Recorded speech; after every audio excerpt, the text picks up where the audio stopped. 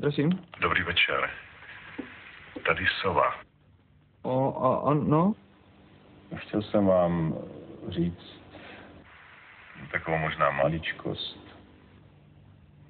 No, povídejte.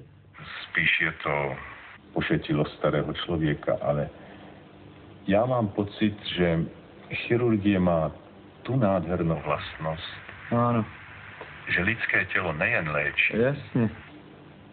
ale z gruntu mění. Jo. Nelítostně a jednou provždy.